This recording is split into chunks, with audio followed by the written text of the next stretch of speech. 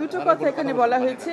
Live গুলি ছড়ানোর কথা অ্যাডভোকেট মঞ্জুর রহিম বলেছেন। আরেকটি বিষয় আমাদের ছিল যে আমাদের সংবিধানে পরিষ্কারভাবে ১০২ ধারায় বলা আছে যে কাউকে যদি কোনো আইনি ক্ষমতা ছাড়া বা বেআইনিভাবে কারো হেফাজতে রাখা হয়, এখানে খেয়াল করবেন আটক রাখার কথা বলা হয়নি, ডিটেনশনের কথা বলা হয়নি, কোনো ম্যাজিস্ট্রেটের আদেশের কথা বলা হয়নি, শুধু বলা হয়েছে কাউকে যদি অন্য কারো কাছে বেআইনিভাবে অথবা আইনি কোনো ক্ষমতা বহির্ভূতভাবে রাখা হয় তার হেফাজতে, এটা নিয়ে আদালত নির্দেশ দিতে পারবে তাকে সেখান থেকে মুক্ত করানোর জন্য। আমরা সেই আদেশটি চেয়েছি।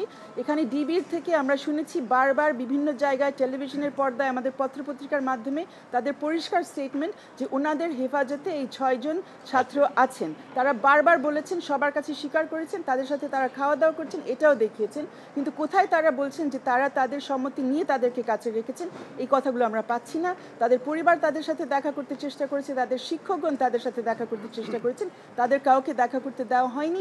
ডিবির একজন অফিসার সেখানে বের হয়ে বলেছেন যে তারা দেখা করতে পারবেন না। তো তারা যদি ওখানে স্বেচ্ছায় যায়, তাদেরকে যদি আটক না রাখা হচ্ছে, তাহলে কেন কারোর সাথে তাদেরকে কথা বলতে দেওয়া হচ্ছে না, তাদেরকে কারোর সাথে দেখা করতে দেওয়া হচ্ছে না, আর তারা নিজেদের মতো কেন এই মুহূর্তে চলাফেরা করতে পারছে না? আমরা এই বিষয়টা কোর্টের সামনে তুলেছি। আমরা আশা করছি কোর্ট এই ব্যাপারে সঠিক জবাব দেবে এবং এটা আপনাদের সকলের জানা উচিত, বিশেষ করে যারা আপনারা নতুন প্রজন্মের। এই ধরনের আদেশ আমাদের এই আদালত শত শত কেন হাজার হাজার বার দিয়েছে। মিলিটারি সামরিক শাসনের আমলে দিয়েছে, জরুরি অবস্থার মধ্যে কিছু কিছু দিয়েছে, কিন্তু সামরিক শাসন আমলে অনেক দিয়েছে। সেখানে আজকে আমরা যেরকম রাষ্ট্রপক্ষের কাছে যেসব টেকনিক্যালিটি শুনেছি যে ডিটেনশন তাদেরকে করা হয়নি, ডিটেনশনের আদেশ এখানে নেই, কাগজপত্রের মধ্যে ভুলভাল আছে।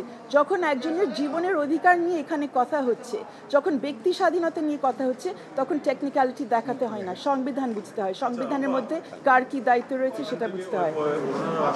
বারবার বলছিলেন যে ওনারা এটা ঠিকমতো হয়নি, আর হলো যে ওইখানকার যে ৬ জনের কথা বলা আছে তাদের কেউ আসে নাই। এখানে আপনি দয়া করে সংবিধানটা পড়বেন।